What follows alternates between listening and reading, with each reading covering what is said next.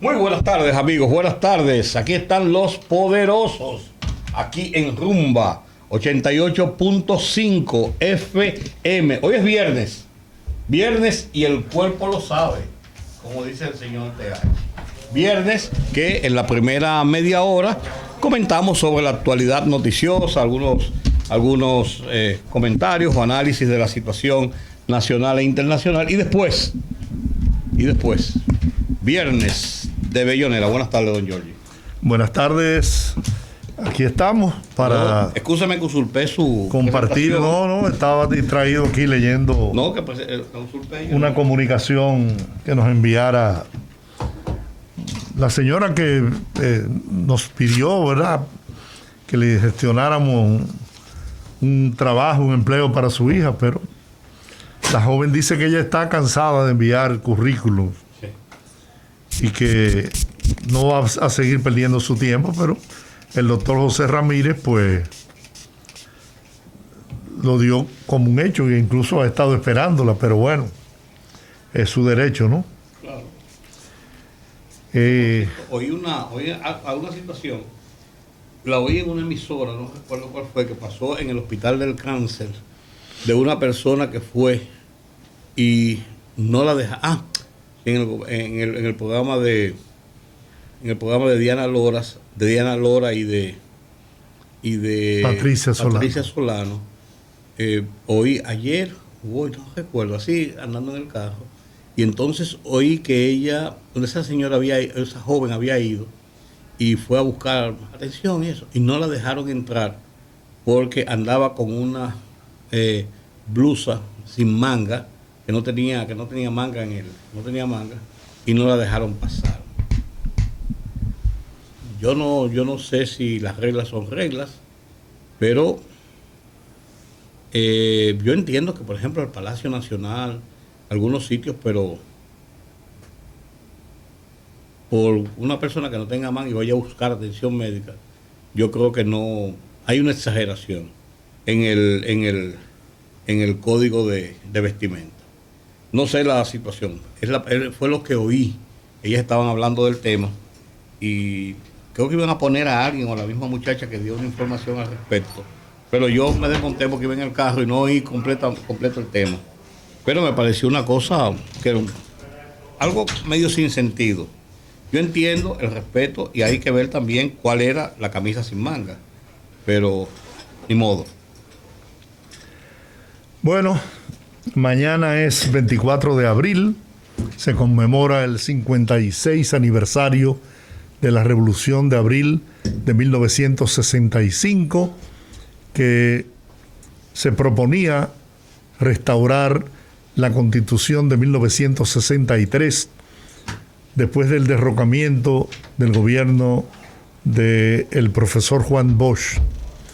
Y esto llevó a una serie de conspiraciones que iniciaron incluso con el llamado movimiento de los militares de San Cristóbal, que hay quienes dicen que no fueron los de San Cristóbal, que ellos participaron, pero que como fue Fernández Domínguez quien armó el tema, él no estaba con el equipo de los militares de San Cristóbal, pero Fernández Domínguez no estaba aquí cuando ocurrió el episodio. Entonces ellos fueron los que tomaron el liderazgo. Sí, en ese grupo estaba el general Montaz Guerrero,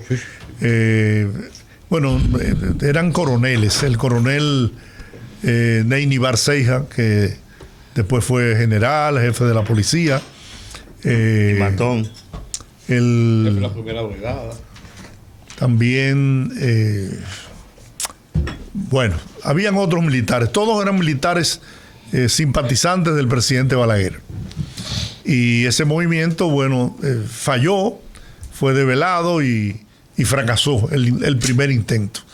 A eso de un mes, algo más de un mes, entonces estalló el 24 de abril, la revolución, que lamentablemente quedó trunca, porque aunque se logró un acuerdo de paz, pero finalmente no cambió el orden constitucional. Un gobierno provisional presidido por el doctor García Godoy. Día 3 de septiembre. Sí. Y bueno, ya todos conocemos la historia, ¿no? Todo lo que ha ido sucediendo a partir de ese momento. Francis Camaño dijo en una nota que escribió con motivo después de la firma del acuerdo, él dijo: nosotros no ganamos, pero nosotros no permitimos que los otros ganaran. Algo más o menos, sí. Parafraseando. No permitimos que los otros ganaran. Lo que sí nosotros sabemos es que no permitimos la humillación de una intervención extranjera. O sea, lo enfocó más hacia el tema de la lucha por la soberanía nacional, contra la invasión. La verdad que fueron meses de mucha tensión en el país. Y 4 meses y una semana. Yo recuerdo, yo vivía en la calle Espaillat, en la zona colonial, y nos mudamos donde mi tío, que vivía en la Josefa Perdomo, esquina Avenida Pastel. Y ahí en la casa... ¿Quedó en el corredor? Estaba en el mismo frontera, en el borde. Y entonces en la casa de Homero, ahí en la Josefa Perdomo, caramba, ahora se Homero Hernández, que a pocos pasos de lo que era la clínica San Rafael, pues ahí se producían reuniones de los dos sectores en la casa de Homero, en busca de llegar a un acuerdo de paz y ponerle fin a la confrontación armada entre los dominicanos. Son 56 años y muchas veces cuando llegan la fecha de celebración de eventos y episodios de esa naturaleza que marcan un antes y un después, mucha gente se pregunta muchas veces: ¿se lograron los objetivos? ¿A dónde hemos llegado 56 años después? Y yo me contesto yo mismo, yo digo, no se puede ver la historia desde esa forma, porque uno no puede extrapolar un episodio, y muy importante que sea, como ya en el devenir de muchos años después, de varias décadas después, todo hay que verlo dentro de un conjunto. La situación del 65 no es la situación del 2020, del 2021. Olvidémonos de la pandemia, sí. Estoy hablando de la situación incluso social, económica y política. Son cosas muy diferentes. Y han pasado muchas cosas. Ha pasado un gobierno de periodo de 22 años en que Balaguer estuvo gobernando el país, de 12 años en que Leonel Fernández estuvo gobernando el país, el suicidio de un presidente del PRD, un Bosch que intentó en 6 ocasiones volver al poder y no pudo, una vez por el PRD en el 66 y 5 veces después por el PLD. O sea, hay que ver las cosas en el contexto de cada momento de la historia. Yo no me atrevo a extrapolar una situación con la otra. Claro, hay episodios que marcan y que significan un después. La muerte de Trujillo, la caída de la dictadura, la misma revolución de abril de lo que estamos hablando, marca entonces la disolución del gobierno de facto y da paso a un gobierno constitucional con sus virtudes y defectos, pero un gobierno constitucional en el cual se comenzó un proceso que se ha mantenido en el tiempo, un proceso de elegir a los dirigentes del país mediante las urnas, si son fraudulentas o no, si fueron de tal forma o no, si hubo que llegar a acuerdos como en el caso del 94 o no, pero ha jugado el sistema como punto de referencia y punto de herramienta principal para la continuación de un proceso democrático. Entonces, esos son puntos de inflexión interesantes e importantes. Nosotros vamos a tener que ver el mundo dominicano y el mundo en general antes y después de la pandemia. Muchas cosas van a cambiar y muchas cosas están cambiando y han cambiado. O sea, hay episodios que marcan, pero uno no puede decir, bueno, realmente la revolución dio lo que se esperaba, lo que esperaba la sociedad dominicana. Es muy complicado manejarlo de esa forma. Yo creo que ahí hay mucho de subjetividad, de cómo lo ve cada uno, de cómo lo entiende cada uno, y la historia es la historia no se puede cambiar, la historia está ahí.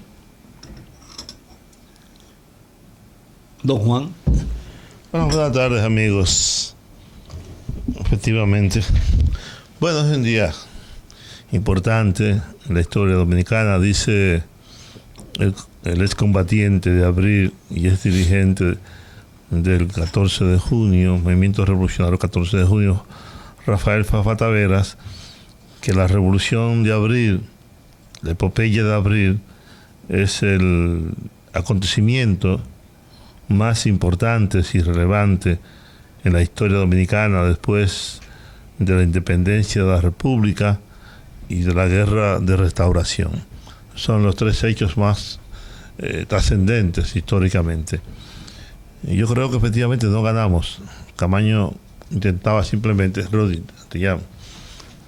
Camaño simplemente intentó en ese discurso al que hace alusión Rudy, es un discurso un tanto conciliatorio con la gente, con el pueblo.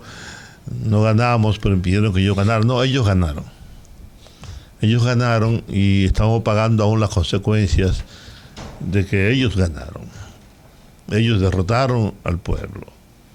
Y lo dice con una claridad extraordinaria los historiadores y el poeta Neruda en su versionograma de Santo Domingo desde las Islas Negras de Chile, que yo los invito a ustedes a que lo escuchen completo. Tiene 40 y tantos minutos. Ese trabajo que hizo Joaquín Basanta este domingo, Las Favoritas de Juan T.H., lo voy a colocar completo, donde comienza, perdón si les digo unas locuras en esta dulce tarde de febrero, y si se va mi corazón cantando hacia Santo Domingo, compañeros. Una frase que yo repito siempre. Aunque a este siglo esta historia amarga, por amarga y por vieja se la cuento, porque las cosas no se acaban nunca, ni con el olvido, ni con el silencio. Y por ahí entonces empieza el poeta Neruda a relatar lo que pasó desde que llegaron los conquistadores españoles hasta el golpe de Estado contra el profesor Juan Bosch y la Revolución de Abril. Ellos ganaron. Y la consecuencia del golpe de Estado del 63, la intervención militar norteamericana, troncó, evitó. El golpe de Estado fue patrocinado por ellos y por las fuerzas más reaccionarias del país. Y después la intervención militar, cuando todo parecía que el pueblo dominicano se imponía con las armas. Esta intervención militar, la segunda, primero la de 1916 hasta el 24, y luego esta del 1965, cuando todo parecía que el pueblo dominicano y los constitucionalistas lograrían la victoria, lo impidieron. Y volvió, entonces pusieron al doctor Joaquín Balaguer en 66 con todas sus consecuencias funestas, porque Balaguer no fue más que un instrumento de la intervención militar norteamericana. Y quiero tomarme un minuto para recordar un poema emblemático de ese momento, escrito por un hombre que ya falleció. Se llama Canto a Santo Domingo Vertical, que dice de esta manera: ciudad que ha sido armada para ganar la gloria, Santo Domingo, digna fortaleza del alba, hoy moran en mi alma todas las alegrías. Al presenciar tus calles conmovidas y claras, el rostro erguido y bronca la voz de la trinchera. Yanqui, vuelve a tu casa.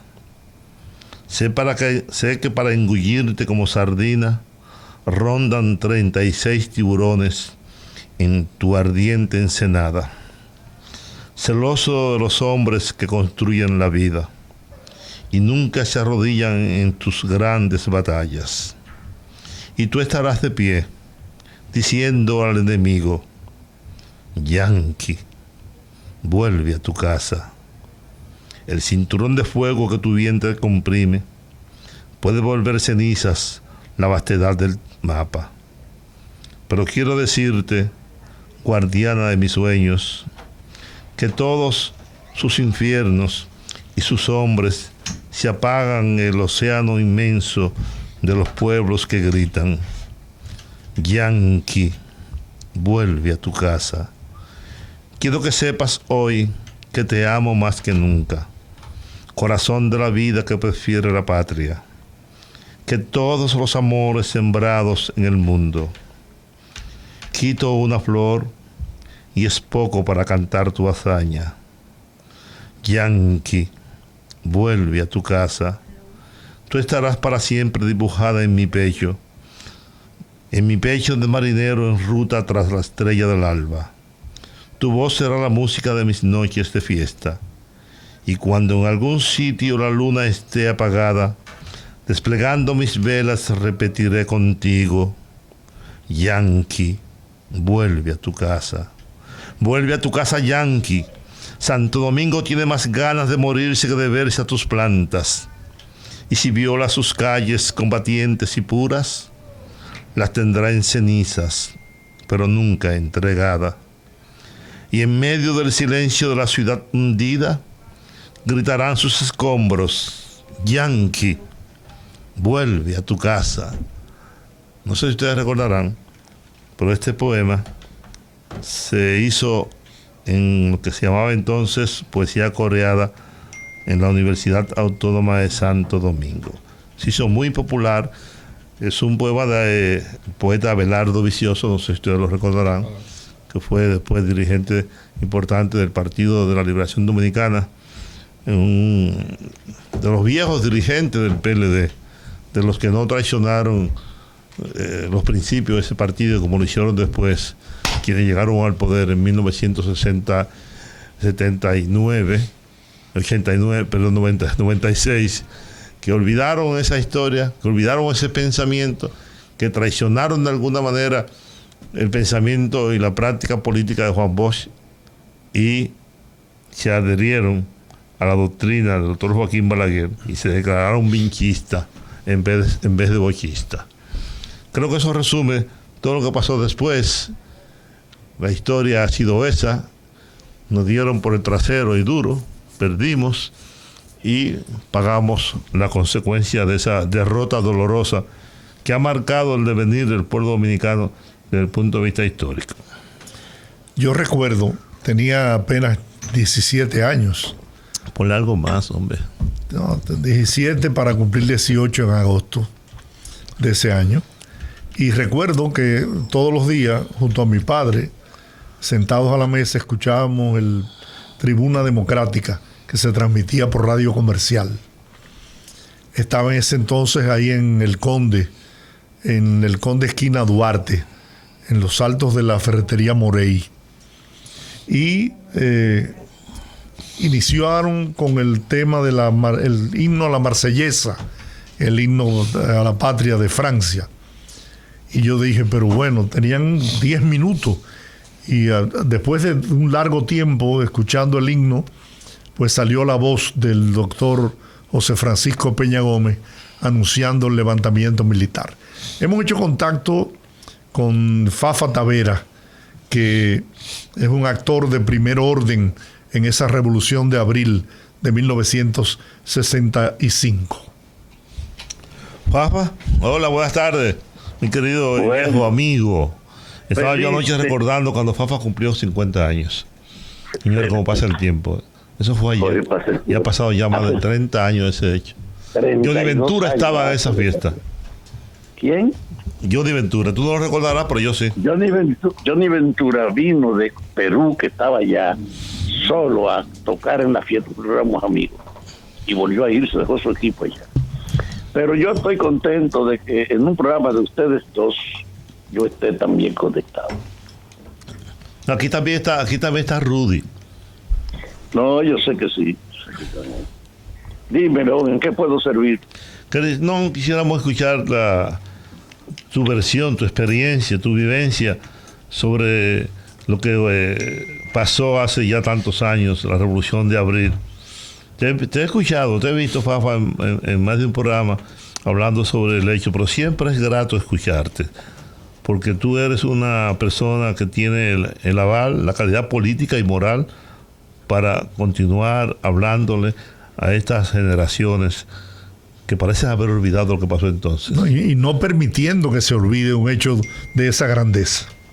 No, yo creo que por la valoración primero que tengo del hecho, que después de la independencia y la restauración es para mí el acontecimiento de más trascendencia. Eso decía yo, precisamente citándote a ti hace un momentito. Yo me alegro, y además que fue el primer acontecimiento en dimensiones del siglo pasado. Pero, ¿cuál es la situación para que un hecho que no pudo materializar en su victoria tenga esa trascendencia? Yo decía que la independencia y la restauración fueron dos victorias contra la ocupación extranjera, reafirmando el derecho a nuestra independencia y nuestra soberanía. Pero la batalla por la democracia fue un sueño y un deseo que he dicho desde que Pedro Santana acercó a los legisladores que estaban creando la Constitución primera de la República y le impuso el artículo 210, se marcó la estructura general del Estado por la supremacía y el predominio de los jefes, porque lo que el artículo 210 consagraba era esa autoridad, y que a lo largo de toda la historia, la evidencia era que el papel de los que dirigían estaba por encima de la Constitución y de las leyes que los regulaban, que siempre han actuado en función de su interés o de su conveniencia, y que eso alcanzó el grado sumo con Trujillo, que a nivel personal le dio una dimensión superior a todo el pasado, al autoritarismo y a la concentración del poder. Que muerto Trujillo, muerto el jefe, vos viene y gana unas elecciones y elabora una constitución donde estaban los fundamentos y una organización democrática y del respeto a la autoridad y a las condiciones de la gente. Pero que eso no pudo materializarse, vos no pudo poderlo concretar, lo tuvo demasiado temprano. Y vuelve junto a la caída de Vos a fortalecerse la idea superior de la autoridad, cuando los militares y la burguesía de ese tiempo pasaron por alto del resultado de las primeras elecciones de participación popular después de la muerte de Trujillo. Y se crea ese bendito Consejo de Estado, ese triunvirato que nos dirigía. Y yo creo que esa situación de la concentración del poder no pudo ser abordada por nosotros, los que veníamos de la resistencia antitrujillista. Éramos muchachos que no teníamos mucha formación. Y a Vos no le dieron tiempo para que implantara la base de su nueva constitución. Por eso, cuando el golpe de Estado se apropia del poder, que hace fortalecer ese derecho del autoritarismo y que lo que mandaban era lo que decidían. Y cuando aquí entonces se produce esa rebelión del 24 de abril, en el fondo era contra esa tradición de que todo el aparato del Estado estaba al servicio de lo que mandaban, de que lo que mandaban era lo que decidían, al margen de los valores, porque el grupo de los militares rescataba la esencia constitucional de que el pueblo debía predominar en sus manifestaciones sobre el poder vivo heredado, de que la democracia tenía que ser una verdad, no una propaganda. Y ese hecho de que los militares se levantaran fue de tal magnitud que en todo el país, cuando se conoció el sábado, como estaban diciendo ustedes ahí, después del fondo de la Marsellesa, el anuncio de Peña Gómez de que en un campamento de la capital se habían levantado unos militares para reclamar el retorno al poder del gobierno que el pueblo se había dado y del dirigente que lo conducía y la Constitución. La repercusión fue en todo el país una reacción positiva y pública que se desbordó el sábado.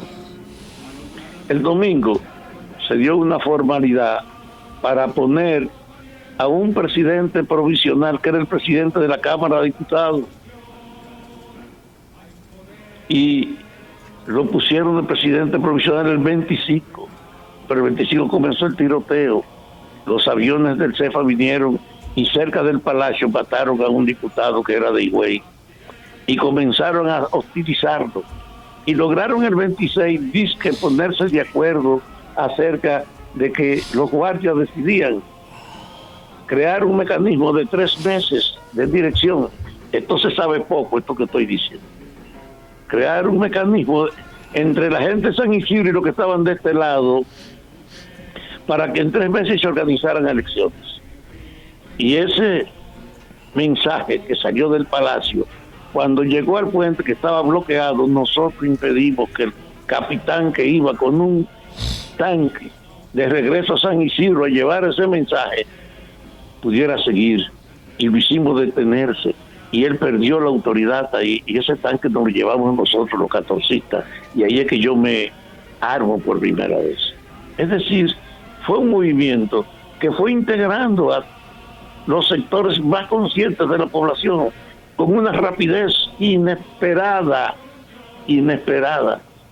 Y entonces todos los asomos eran de la ascendencia del movimiento insurreccional, la toma de los cuartelitos de los policías, la patrulla que se manejaban, el que se cercaron a la fortaleza Osama, de que el cuartel general de la policía se replegó. Todo eso favoreció que nosotros planteáramos el 27, lo que yo creo que fue el día decisivo de las luchas, el día 27 de abril.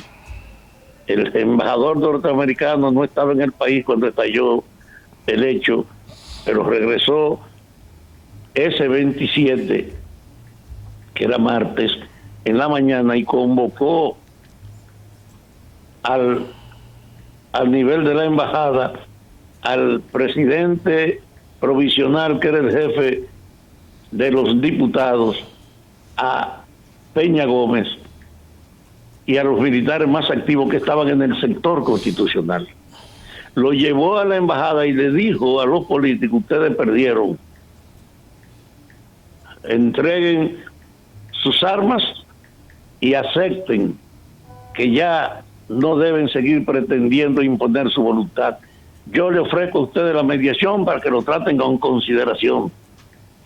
El presidente provisional, el doctor Morillo, era Ureña. Ureña. Molina Ureña cogió y salió y se asiló cuando oyó a los yanquis decir que eso se había acabado. Peña Gómez también salió para buscar cómo acomodarse y protegerse en el medio, y se metió en otra embajada también. Y Francis Camaño, que estaba ahí, cuando el embajador salió y le dijo directamente a él: ustedes ya deben aceptar que perdieron, que no pueden insistir en esto, y que él podía mediar un trato adecuado. Francis me lo contó.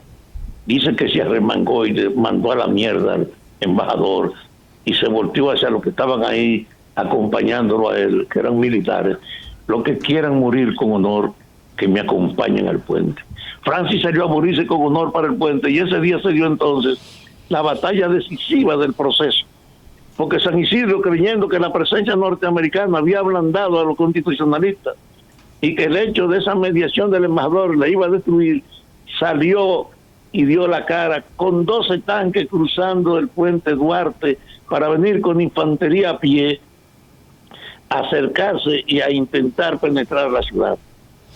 Francia estaba ahí, y ahí estábamos también los combatientes del 14 de junio en el puente, y ahí se dio la batalla decisiva, porque el puente, el tanque que más llegó a la Duarte, los restos fueron detenidos antes, liquidada su infantería, recuperada sus armas, y creo que solo 2 tanques pudieron regresar. Entonces, ese 27 nosotros asumimos que habíamos ganado la guerra. Francis y yo, que teníamos muchas contradicciones, porque él era el jefe de los cascos blancos y yo era el jefe de la propaganda del 14 de junio, escogido en un congreso, nos encontramos esa noche y nos abrazamos sin hablar del pasado, y dijimos los dos juntos, aceptamos, ganamos la batalla. Es una victoria rápida, porque San Isidro era el soporte y ha sido aquí desmantelado esta tarde. Y nos dijimos a nosotros ese día: mira, hay que acercarse y tratar de conseguir el cuartel general de la policía, que sus policías están en disposición de no hacer resistencia. Podemos organizar la fuerza para ir para allá, pero antes hay que apropiarse de la fortaleza Osama, que está aquí en nuestro territorio. Eso fue el 27. Y el 28, en la mañana, recibimos la información de que se anunciaba que 500 soldados, miembros de la infantería norteamericana, desembarcaban en la República Dominicana para proteger el perímetro de la embajada en vista del desorden que estaba sacudiendo la sociedad dominicana y su capital. Entonces, ese anuncio repercutió con mucha gente de derecha y muchos vacilantes que al ver que los yanquis se metían, comenzaron ellos a replegarse. Y Francis y yo nos encontramos y lo que decidimos fue: vamos a acelerar el problema de la fortaleza, que es lo que está aquí como respuesta a estos desgraciados. Y es así como ustedes se encuentran, que ellos vienen el 28 y el 29 tomamos la fortaleza. Y en la fortaleza logramos el mayor armamento de todo el proceso, más de 300 armas y más de 300 agentes detenidos, que yo me lo llevé bajo mi responsabilidad para el 14 de junio, porque los militares todavía no tenían control espacial. Es decir, tú ves el proceso y te das cuenta que hay un nivel de integración de la diversidad social con una rapidez que no tiene antecedentes, que eso correspondía a que había una conciencia en el país de la lucha democrática. Bueno, fue a tal grado que fue en los militares que surge la voz, precisamente en el sector que normalmente impedía los movimientos. Por eso yo creo que este recuerdo tiene una significación muy especial.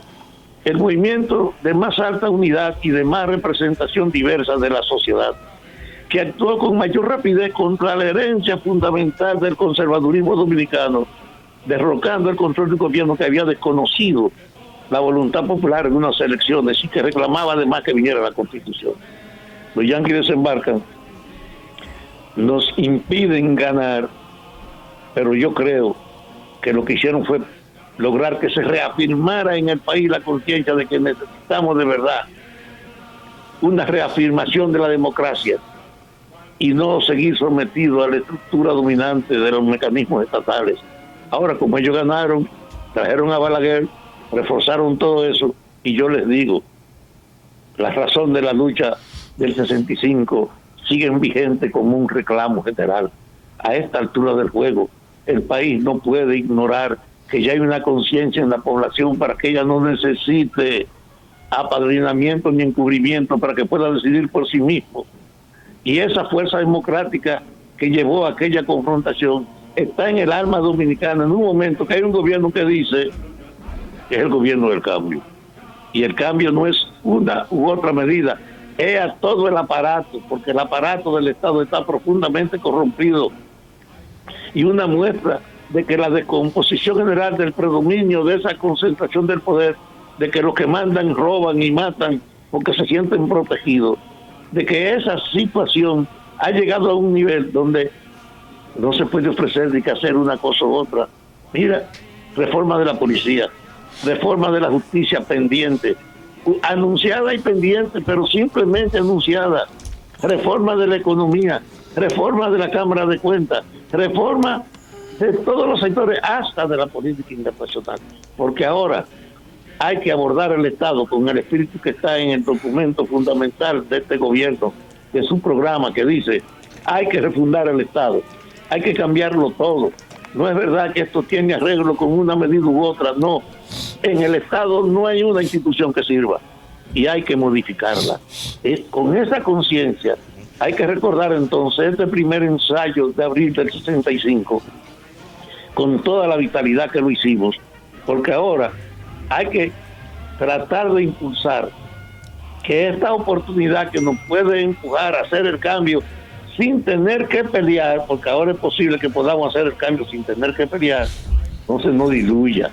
Yo creo que el recuerdo de abril es fortalecer la voluntad del cambio actual, fortalecer el espíritu de unidad que reunió a militares, a policía, a oligarcas, a burgueses, que ahora mismo necesitamos eso, crear una gran alianza para fortalecer la posibilidad de hacer el cambio que no pudimos hacer. Así es, Fafa. Fafa, te agradecemos muchísimo tu exposición, tu ponencia muy clara, muy coherente, muy precisa. Gracias, Fafa, de verdad que sí. Gracias a usted, yo soy llave, no hay problema. Sí. Claro que sí, por supuesto. Un abrazo, Fafa, excelente exposición. Saludos a Fafico y a las muchachas, Fafa, un abrazo para ellas. Bien, seguimos entonces, pausamos con esto. Vamos a ver, ponlo ahí.